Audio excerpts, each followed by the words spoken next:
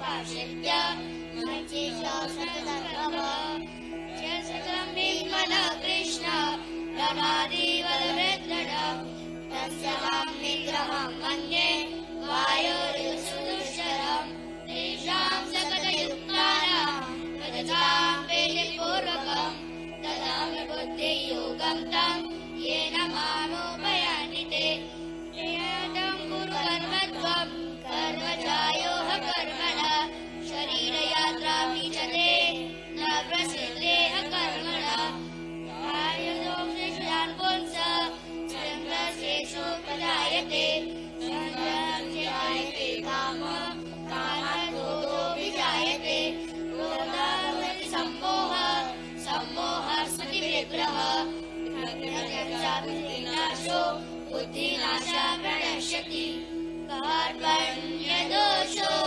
उपस्वभावः अच्छामि त्वादर्शसम्पूर्णचेता यच्चेतसं विकृतं ब्रूहि तन्मे शिवं स्वादिमां त्वां प्रपन्नम् यदा यदा हि धर्मस्य ग्लानिर्भवति भारत अभ्युत्थानमधर्मस्य तदात्महं परित्राणाय साधूनां विनाशाय च दुष्कृतां कर्मसंस्थापनाय संभवामि युगे युगे। बहुत बहुत धन्यवाद। और मामेकं शरणं संकेत मिल चुका है, परम सम्माननीय मुख्यमंत्री महोदय का आगमन मंच पर होने वाला है। शंख की मंगल ध्वनि के साथ जोरदार तालियां बजाकर प्रदेश के यशस्वी मुख्यमंत्री माननीय डॉक्टर मोहन यादव जी का अभिनंदन करें, सत्कार करें।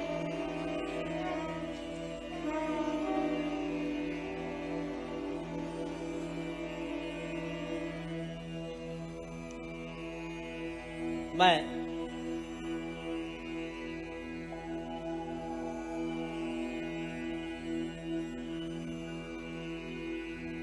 कानपुर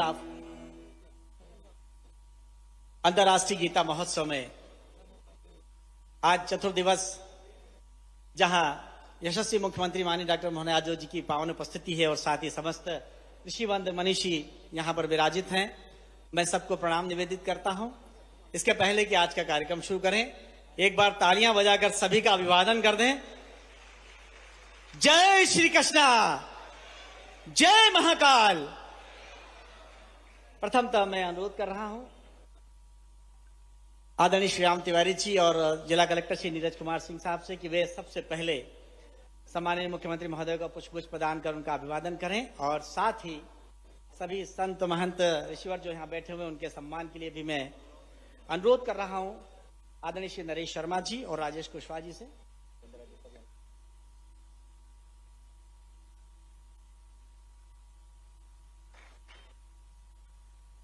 श्री नरेश शर्मा जी और राजेश कुशवाहा जी से मेरी प्रार्थना कि सभी संतों का स्वागत करें।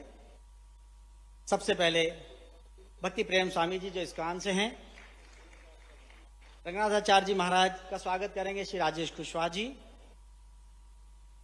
पीर रामनाथ जी महाराज का सत्कार करने के लिए भी मैं प्रार्थना फिर से करूंगा। श्री विवेक बिंद्रा जी जो आज के मोटिवेशनल स्पीकर हैं, कृपया वे भी मंच पर आ जाएं, अपना स्थान ग्रहण करें। अनंत विभूषित महामंडलेश्वर स्वामी श्री अन्नपूर्णा गिरी जी जो वर्षा नागर के नाम से मालवा अंचल का गौरव है, उनका भी सत्कार करने के लिए मैं अनुरोध कर रहा हूं आदरणीय राजेश कुशवाहा जी से, कृपया उनका सत्कार करें। साथ ही विधायक श्री अनिल जैन कालूहेड़ा जी का सत्कार करने के लिए पुनः मैं आदरणीय राजेश कुशवाहा जी और नरेश शर्मा जी से प्रार्थना करूंगा। मुकेश टटवाल जी महापौर उज्जैन नगर निगम के स्वागत के लिए भी मैं प्रार्थना कर रहा हूं। मंच पर पुरातत्वविद डॉक्टर रमन सिंह सोलंकी विराजित हैं, उनसे अनुरोध कर रहा हूं कि संभागायुक्त महोदय का सत्कार करें, कलेक्टर साहब का सत्कार करें।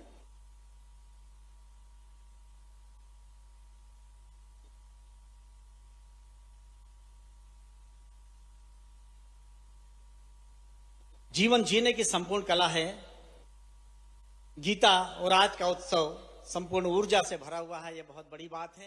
आचार्य जी महाराज हाथ उठाकर जोरदार तालियां बजाकर अभिवादन करें परम सम्माननीय मुख्यमंत्री महोदय का। और स्वागत संबोधन के लिए आदरणीय श्री राम तिवारी जी।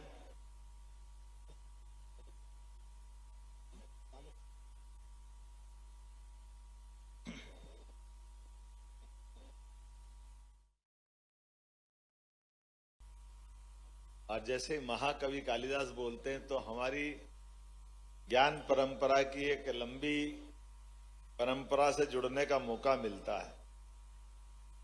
और संख्या के आंकड़े में देखें तो ऐसा मान के चले कि 2000 साल से पूर्व की बात है महाकवि कालिदास।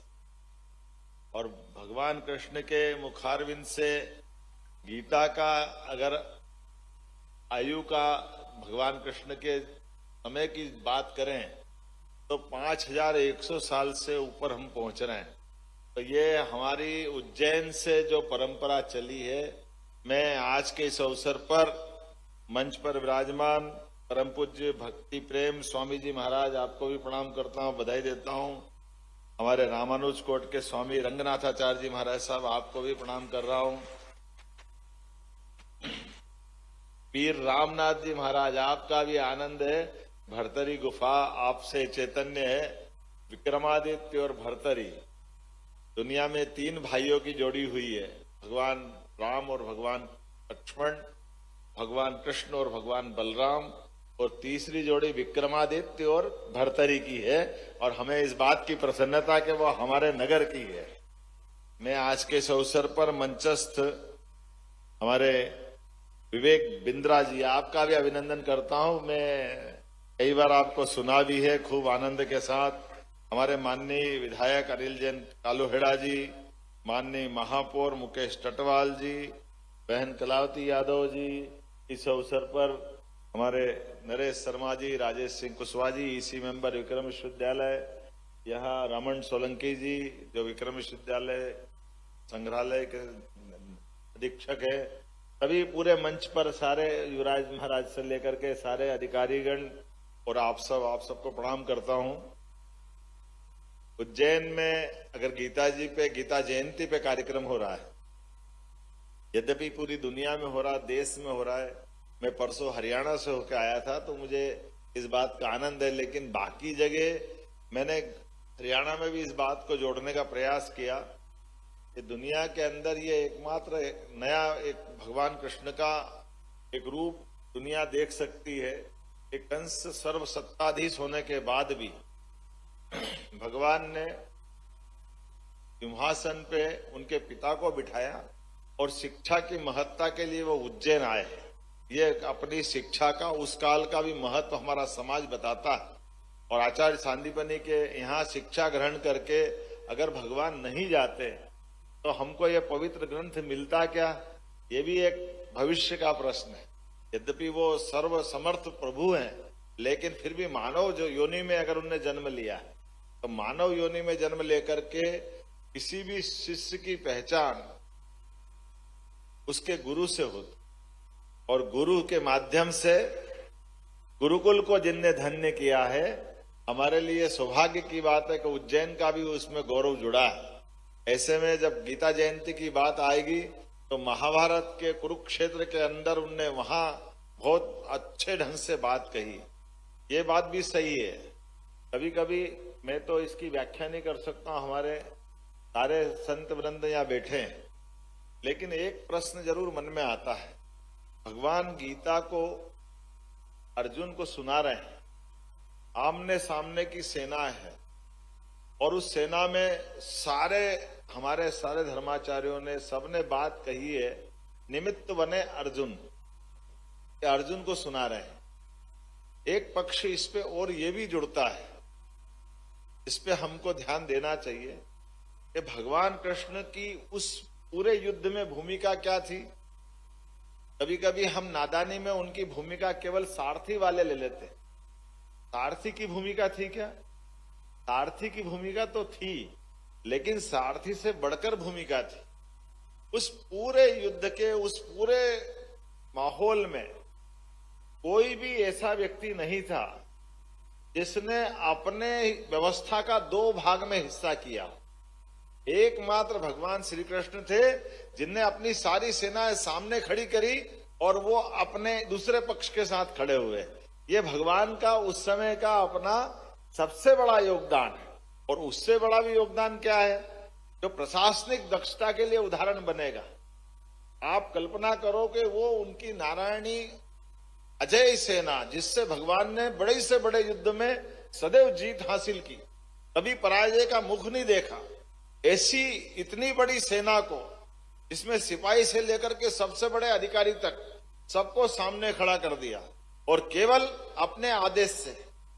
हम कल्पना करें कि प्रशासनिक कितनी कुशलता से उनने सेना को अनुशासन सिखाया होगा कि कोई किसी के पास भी हम, अभी मेरे को बहुत सारी गीता की अलग अलग प्रकार की अपने प्रतियां दी होगी, लेकिन मैं बगैर पढ़े लिख के दे सकता हूं। मेरे हिसाब में तो कोई गीता में ये पक्ष नहीं मिलता कि भगवान ने जिसको सेना में सामने खड़ा करा और वो अपना मैदान छोड़ के चला गया।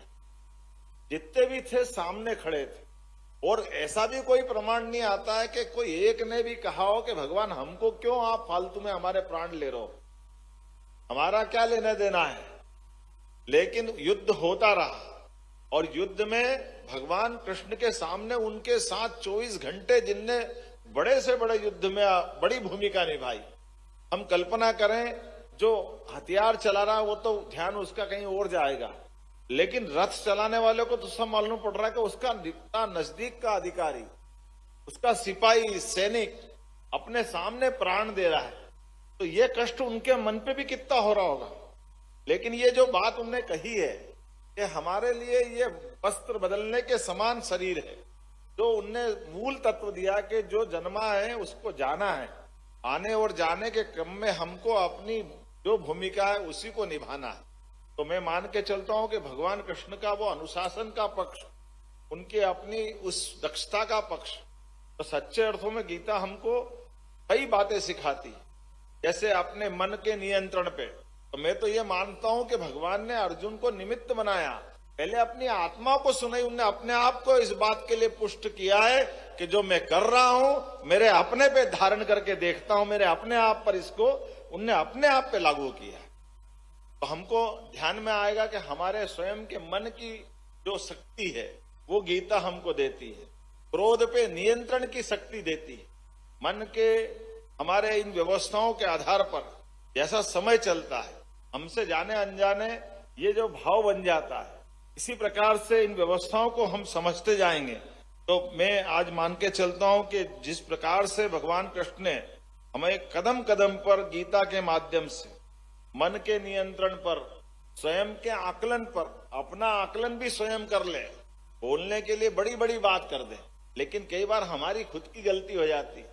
हम कितने पानी में हैं, किस दौर में हम जाने वाले हैं, और फिर काम तो करना है, कर्म तो करना है, लेकिन कर्म में फल की इच्छा नहीं करना है। ये बहुत बड़ी बात भी है, लेकिन ये हमारे लिए गूढ़ बात भी है। और ये कर्म की बात जब हम करते हैं, 3 प्रकार के योग की शिक्षा हमको गीता से मिलती है। कर्म योग की शिक्षा मिलती है, भक्ति योग की शिक्षा मिलती है, ज्ञान योग, इसको सांख्य योग भी कहा गया है। ये तीनों योग की शिक्षा हमको गीता से मिलती है। और गीता जी के माध्यम से भगवान ने, जो मैंने आपसे कहा है कि कर्म तो जो भी आया है, अगर वो नींद में सोया तो भी वो श्वास कर्म उसका चल ही रहा है, वो चल रहा है, फिल रहा है, खा रहा है, जो भी जैसा भी हो रहा है, जन्म के बाद वो सब कर्मवाद से उसका कर्म का पक्ष जुड़ता है। लेकिन कर्म के माध्यम से मैं अच्छा काम भी करूं और उसके प्रति कोई प्रतिफल नहीं चाहूं, ये सच्चे अर्थों में हमारा उस कर्म के प्रति दूसरा समर्पण है। तो हमारे लिए फल की इच्छा नहीं करना, कभी कभी नादानी में कई बार लोग मजाक बनाते हैं, तो मजाक वही बनाते हैं जो समझ नहीं पाते। हमारे लिए परमात्मा की दया से आज ये जिस बात को लेकर के हम बैठे हैं, जो बात सोच रहे हैं, इसलिए गीता जी के ऊपर अपन बात करें तो हमारा नजरिया भी स्पष्ट होना चाहिए, कोई कंफ्यूजन नहीं। परमात्मा की दया से सनातन संस्कृति की जब हम बात कर रहे हैं, तो सनातन संस्कृति की बात करते ही ये ध्यान में आ जाता है कि हमारी बाकी लोगों की पूजा पद्धति हो सकती होगी कि वो अपने धर्म से जोड़कर पूजा पद्धति करें, लेकिन सनातन धर्म की व्यवस्था में हम एक तरह से आदर्श आचार संहिता लागू कराते हैं अपने आप पर, हमारे व्यवहार से, आचरण से, काम करने के तरीके से, मन के भावना से।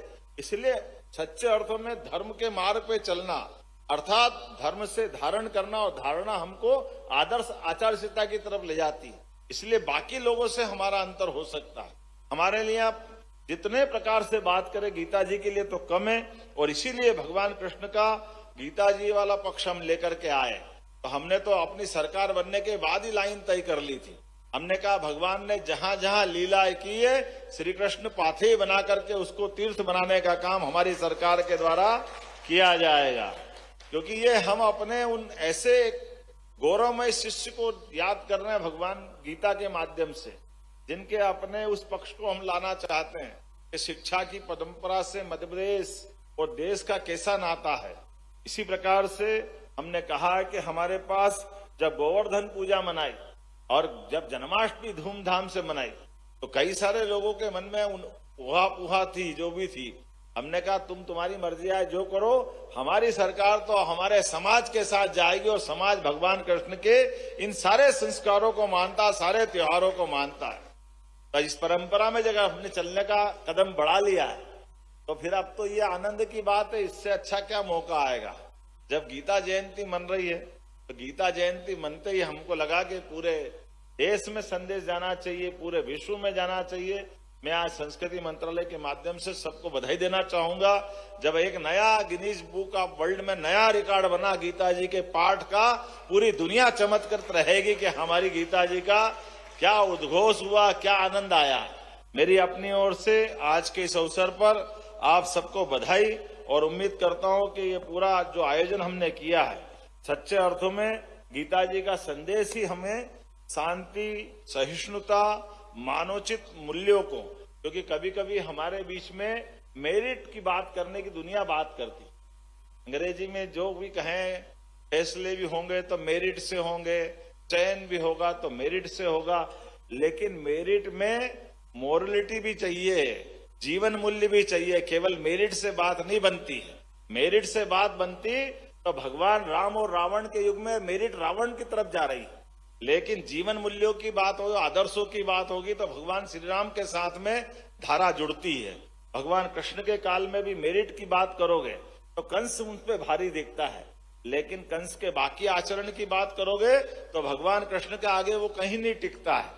ये जो समय के साथ हमारे देश की सनातन संस्कृति के साथ जो मूल जीवन मूल्यों की बात करते हैं, इसी कारण से कहा कि कुछ बात है कि हस्ती मिटती नहीं हमारी।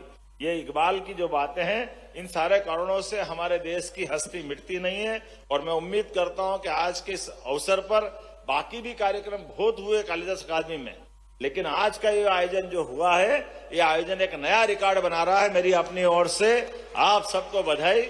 और इस्कॉन इंटरनेशनल और सारे बच्चों ने जो जो पुरस्कार जीते हैं, मैं उन सबको भी बधाई देना चाहूंगा। 45 लाख बच्चों में इनके पुरस्कार मिले हैं, 45 लाख बच्चों में निकल करके आए हैं। और उस बच्चे ने कितनी अच्छी बात कही, उनने कहा कि भले ही मैं क्रिश्चियन परिवार से हूं, लेकिन गीता जी की बात उनने सबके बीच में कही। और ये बात भी सही है, गूगल के सर्च इंजन के आधार पर आप देख लेना, एकमात्र ग्रंथ पवित्र गीता जी है जिसको दुनिया के सबसे ज्यादा लोग सर्च करते हैं और पढ़ते हैं। हमें इस बात का गर्व है, गीता जी वो सबको मार्ग दिखाती, सबकी जिज्ञासा का समाधान कराती है। आज के इस अवसर पर मेरी अपनी ओर से एक बार पुनः अच्छे आयोजन की बधाई। बोलो गोपाल कृष्ण भगवान की। परम सम्मानीय, एक अनुरोध करूं, विवेक बिंद्रा जी का आपके कर कमलों से सत्कार हो जाए, ये मैं प्रार्थना कर रहा हूं। आदरणीय विवेक बिंद्रा जी के सत्कार के लिए मैं माननीय मुख्यमंत्री महोदय से प्रार्थना कर रहा हूं कि उनका अभिवादन कर दें, सत्कार करें। श्री विवेक बिंद्रा जी जो देश के सुप्रसिद्ध मोटिवेशनल स्पीकर हैं और आज उनका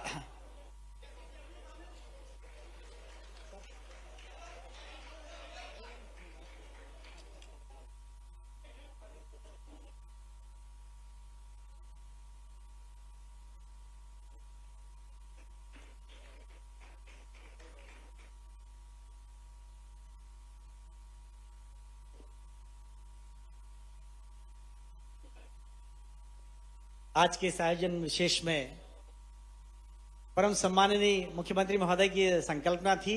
वे संस्कृति वत्सल हैं और उन्होंने इस भव्य और दिव्य आयोजन में अपनी उपस्थिति से इसे गौरवमयी बनाया। हम बहुत बहुत धन्यवाद प्रेषित करते हैं और आभार के लिए मैं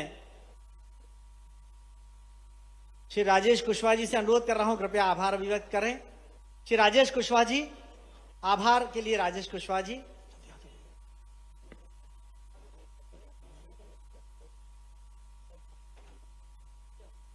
अंतर्राष्ट्रीय गीता महोत्सव के आज के पुरस्कार वितरण के इस आयोजन में आभार के लिए श्री राजेश कुशवाहा जी।